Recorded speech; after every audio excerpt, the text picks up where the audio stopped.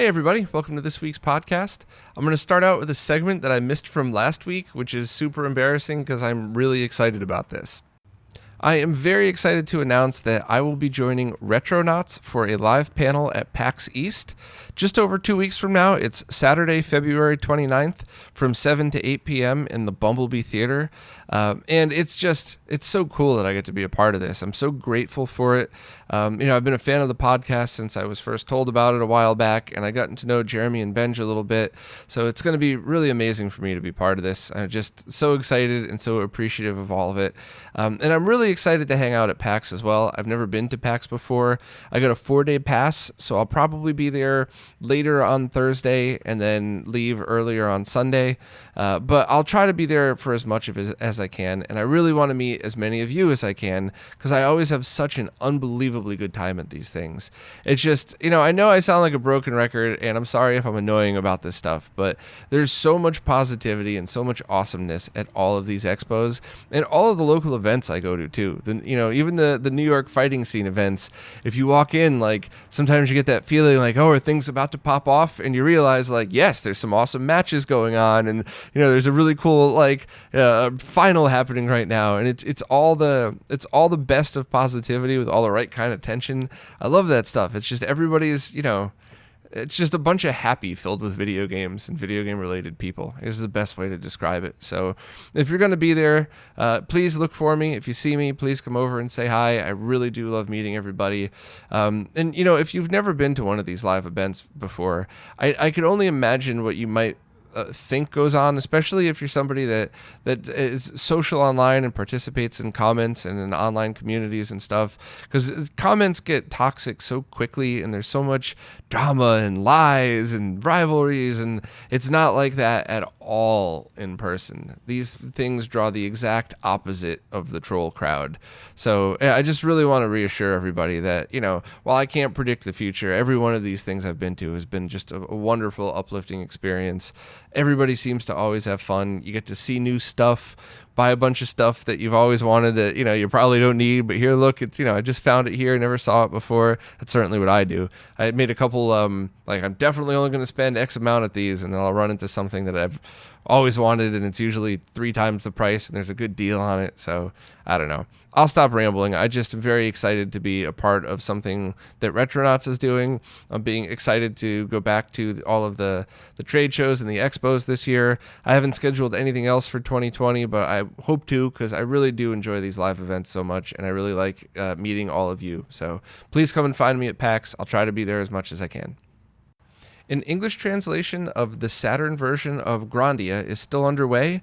Samson 7.1 posted a really awesome and very detailed update of what's going on in the project, as well as something I'll talk about in a minute, but there's no way this segment could do this post justice, so if you're really into Grandia for Saturn, please read this one. I think you'll really appreciate it. I'll give everybody the short version now, though. The translation's still in progress, but it's moving along well. There's a few more bumps in the road, like trying to figure out how to get the final FMV stuff translated. And then, of course, after the final translation, there's always going to be touch-ups and things. And there's usually a really healthy and good debate about things like slang and different terms to use. And this is something that always fascinated me from a language basis, because if you translate wrong, it can totally ruin the meaning. And my favorite example somebody used to me years ago was, like, if I was just talking to a friend of mine and I was like, hey, dude, chill out, and that was translated wrong, it would say, Bob told his friend to be cold. So it's one of those things, like, I really appreciate and love stuff like this. And it's just really amazing to see teams of people getting together to really make this stuff happen. The other very impressive thing is somebody is doing artwork that's not just a box art, but it's coming with a bonus map and poster.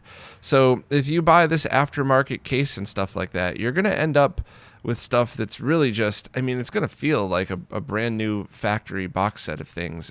And I really appreciate all the work that goes into that, and I appreciate how it really feels like an original thing. And my personal opinion on this, I know this is obviously debatable and stuff like that, but when people sell blatant repros on eBay for a lot of money, I feel like that's misleading and not often a positive thing. But when people sell repros in a way where it's, they advertise, this is a repro. We're making these because it was an English translation of a Japanese game. Yes, they're CDRs, but I'll mail them blank so you have to burn your own. Well, whatever it might be. Like, there are ways to do this that I really think is a cool and a positive thing. There's always the debate that you're using other people's intellectual property. Are you taking money from anybody? But I think generally speaking, in the retro gaming world, at least now, now that it's still just big and not massive, I think things like this are usually just celebrations of the original and do nothing but serve to promote that original game and, kind of make people more excited about this stuff. So I'm always willing to be wrong about things like that. I know that's definitely a gray area, because no matter what the intentions, it's still using, even just the Sega Saturn logo is technically not something people should use. It's just one of those things where no one goes after you if it's usually positivity and not taking money from anybody. So I'm a fan of it. I personally still like it. I'm totally okay if that, if the consensus is that that's not cool, but if nothing else, I just appreciate the work that goes into the authenticity of it. It really feels like you're getting something new. So, always interested in hearing people's opinions on stuff like this. I might not always agree. I might not change my opinion to yours just because you told me another opinion, but I do love reading them. So, if anybody wants to debate the whole repro thing in this scenario, I always learn something new. But either way, thank you to Samson 7.1 for writing this up. And definitely, if you're a Grandia fan, check out the post and check out the pictures. The Koryuu transcoder is now available for sale from Video Game Perfection, and for anybody unaware, this is a device that takes composite and S-video signals and converts them to component video. And no, it won't translate the signal to something of the quality of component video. This device is designed for things just like compatibility. You could have a situation like I just ran into the other day where I wanted to put composite video into my BVM, but one of my monitors only has an input card that does component or RGB. So this would be a perfect device, and at $95, give or take with shipping and everything like that, this device is actually cheaper than most input boards. I've yet to test it. Mine is en route to me, but as long as it doesn't take away from the signal, and it's the exact same that you would see as composite and S-video, this should be a really great device. This is, of course, also a device that allows you to add those inputs to the OSSC, and because it's outputting component video, you could even get the low-pass filters of the OSSC in there as well. The only things that I'm really curious to see is, does it perform better, worse, or the same as something like the RetroTink 2X or 2X Pro that has a converter hooked up to it? Because that's a scenario I've used all the time, where you take the HDMI output of the Tink, put it into an HDMI to component converter, make sure it's got one of the ones with the good chips in it, and you get a really high quality output signal pretty much. So, with the advantages of the Tink, you could either change it to 480p, you could have it pass through the original signal, and all of those things. So I'm really interested to see how they hold up.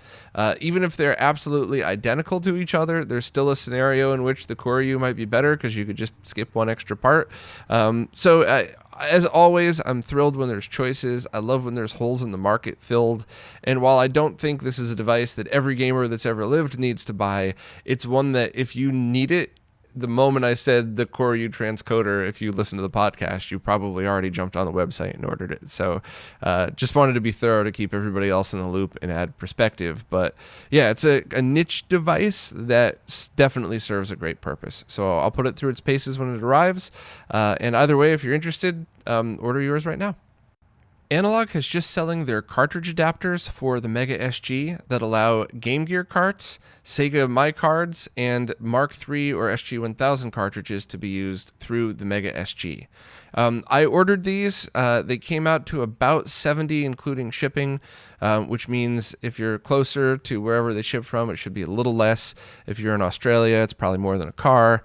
But either way, they're devices that will come in handy if you really want to use original carts. Now, I will test them as soon as I get them here, but I think that the My Card adapter and the SG-1000 adapter could potentially work in an original Genesis console as well. Definitely not the Game Gear one.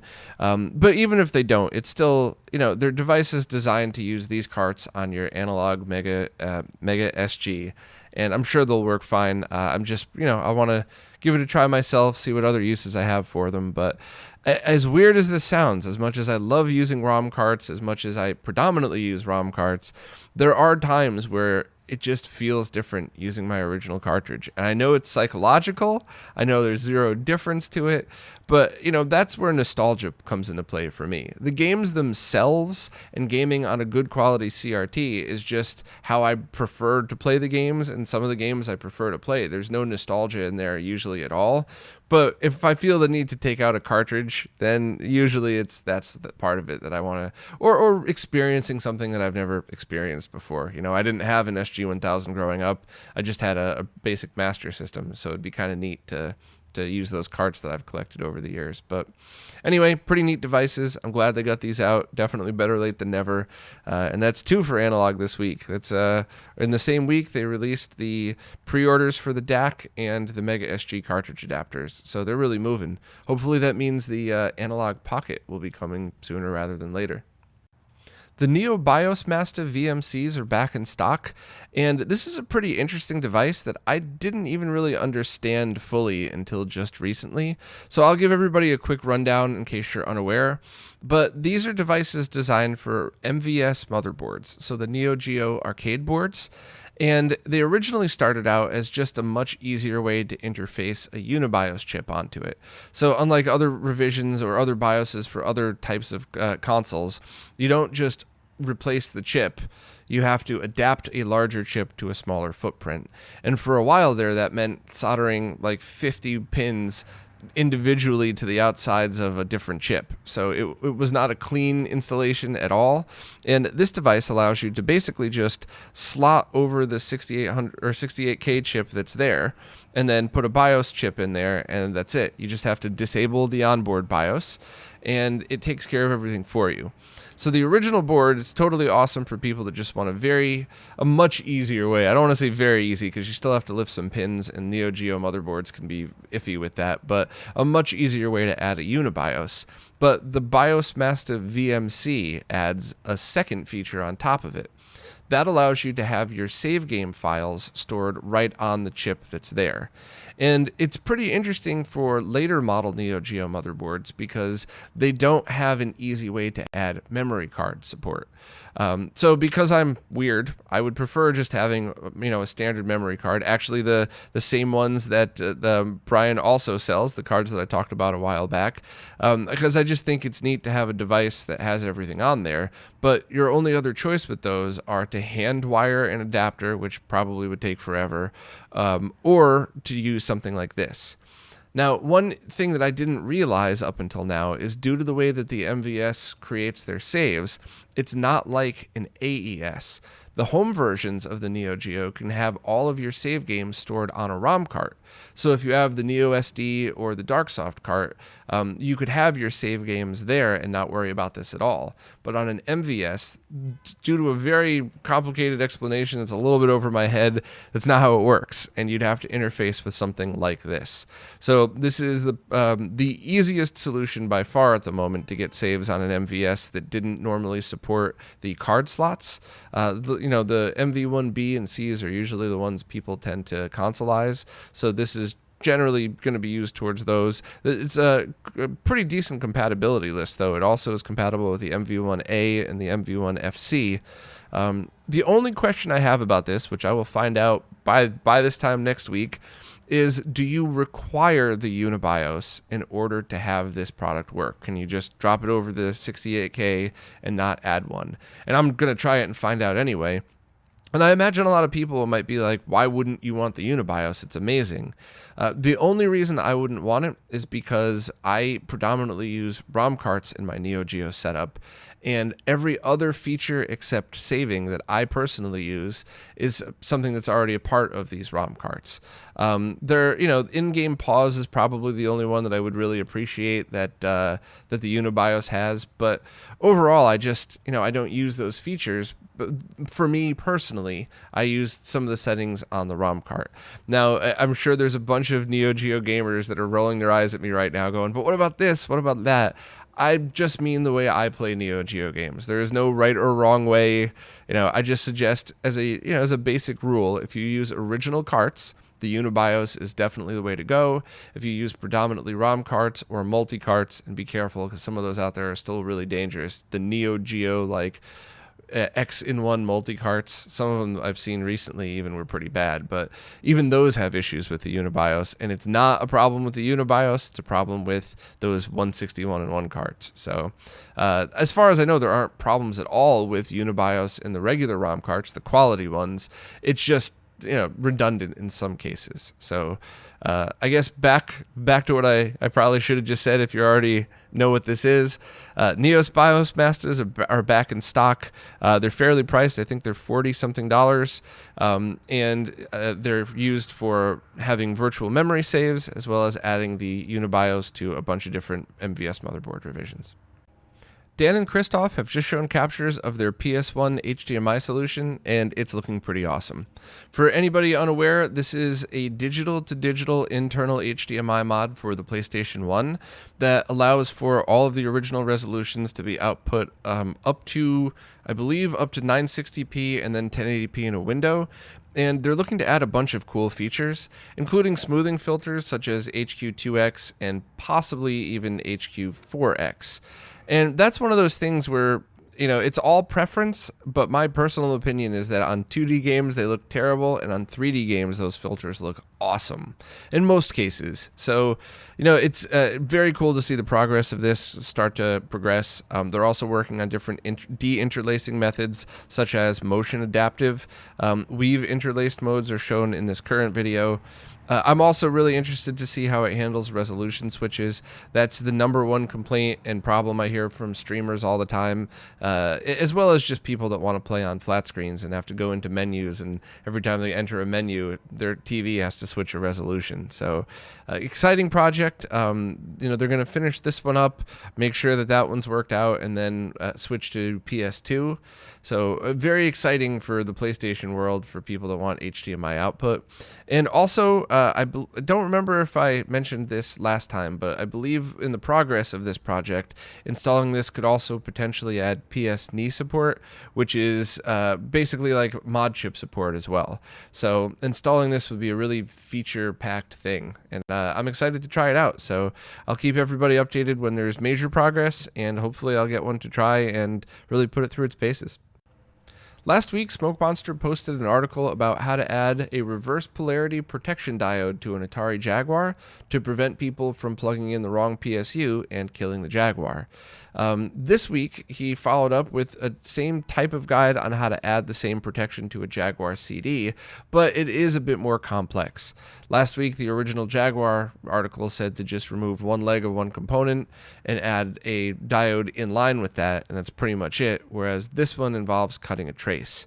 Now, I believe Smoke Monster had some trouble with this CD unit to begin with, so it could have possibly been caused by using the wrong power supply at one point. And in my opinion, stuff like this, if you're a strict collector and your Jaguar CD is working fine and you're using the original power supply, it's not really something you have to worry about. But if you're going in and doing something like a cap replacement anyway, or any other kind of repair or maintenance, it might be a good idea just to throw one of these on just in case, because you never know. You could be moving components around, you grab the wrong thing, you plug it in, and now it's going to be a more costly and time-consuming fix to the Jaguar CD in order to get it done. So, not an extreme necessity, but I'm really glad this was documented. So thanks so much to Smoke Monster for doing this. And all of these cool little documentations will have a great home on the wiki when that opens fairly soon. Pre-orders for the GCLoader optical drive emulator are reopening tomorrow, Thursday, February 13th at 10 a.m. Eastern Time on both Dan's store and a Europe-based store to hopefully get a lot more people the opportunity to purchase one of these. These will all be the plug-and-play version I talked about recently, which means there's no soldering at all involved. All you have to do is unbolt your GameCube, which there's a ton of bolts, so it's going to be a while, but unbolt everything, remove the CD-ROM drive, put this in its place, bolt everything back together. So that's, I mean, anytime you don't even have to solder something, it's totally awesome. It's a complete no-cut mod. Everything works great, and I've tried it out, and it works well, and it works fast too.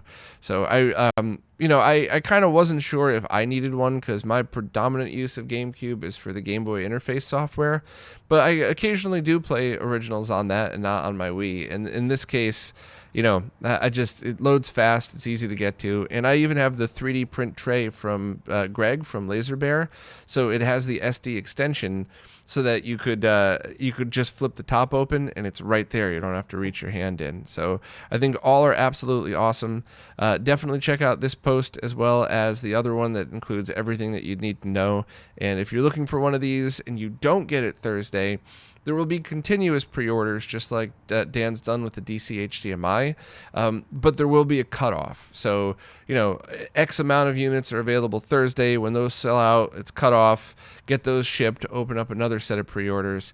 And, Dan's always done a really great job making as many of these things as available as possible.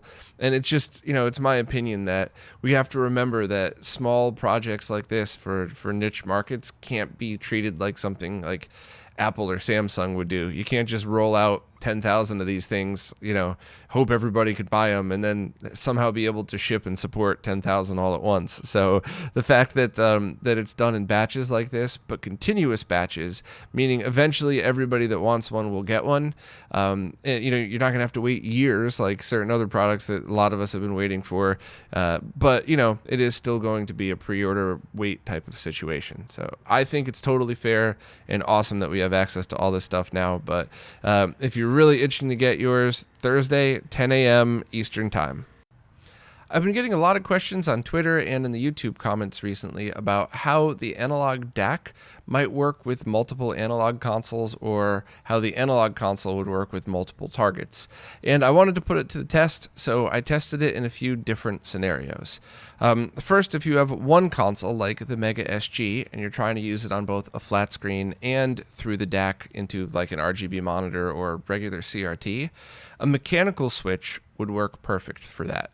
Mechanical switches are essentially the same as unplugging and replugging an HDMI cable, and I found no trouble at all as long as you left the console off when switching, because as the console boots, that's when it kind of detects the signal.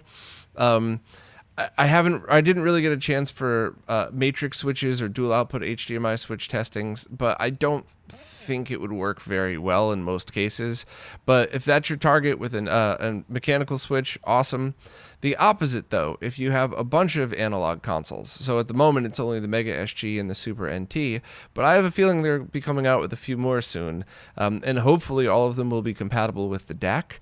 And if that's the scenario, there are at least one or two switches out there that will totally do that. So you plug all your analog consoles into the switch, and then you plug that output into the DAC, and that way in a scenario that you're only using them with the DAC, you could just press a button to switch between. And what I found pretty interesting about that, whether you're using a mechanical or a standard digital switch, as long as you boot the console connected to the DAC, so set it to the correct input, you could switch between them. Now, HDMI switching should be fine. It shouldn't hurt anything like that. I wouldn't do that all the time just because I like to be cautious in situations like that. But I thought that was pretty neat. Other people had tested this, shout out to Dirk Swizzler, and found that some switches didn't work at all for him, some did. So the only thing I wasn't able to test is matrix switchers, a bunch of ins to a bunch of outs. There's got to be one out there that works, but who knows how expensive it'll be. But at least there's some pretty cool options. The only thing you can't do is get dual output through both the DAC and something else. So of course, if you go into the DAC into a G-SCART with two outputs, one into an OSSC, one into your console or to your CRT, that obviously will work. I'm just simply talking about you can't split the output of, say, the Super NT and have one go to a capture card and the other go to the DAC. It doesn't really work that way, and I'm pretty sure that's just the way all of these signals work anyway. So if you'd like to see all of that stuff demoed, as well as showing 32X and some other neat stuff, please please check out the video. It's much shorter than usual because I just wanted to get this info out. And I redid this one 5 times because every time I thought I was done, I tweaked a different scenario, and something I said I thought might not work did work. So to me, that means I'm still missing something. So please let me know what I missed in the comments. If it requires a follow-up video, I'm totally in. At the very least, though, the very basics should be answered there, and hopefully I made it look pretty too or something. Oh, and there's music in there from somebody named Fark, and I have had one of these songs stuck in my head since the moment I started working on this. Absolutely killer music. I used it with permission, of course, as a musician or wannabe musician myself. I always am very respectful of that. I don't want to just take people's music and use it. I got permission to use it, and I think I'm going to be using almost every one of Fark's songs at one point in my in my videos because I really dig them. So, that's a request I've gotten for a long time. People kept saying, you need music in your videos, make it, space it out, make it sound better. So hopefully people like it. If you'd like me to go back to just me with the screams and sirens of New York in the background, no problem. But sometimes I like the music, sometimes I don't think it adds anything. I think it's just more annoying. But I really just want to do what all of you would like me to do, including hit the microphone while I'm talking. What an idiot. Anyway, check out the video if you're interested. Well, that's it for this week. As always, thank you so much to everybody that watches and listens these, to everybody that participates in some very awesome discussions in the comments, and especially thank you to everybody that supports on places like Floatplane and Patreon, because without you, none of these weekly videos, as well as any of the behind-the-scenes research, any of the other projects, or any of the other weirdness I'm involved in would ever get done without your help. So thank you all so much, and I'll see you next week.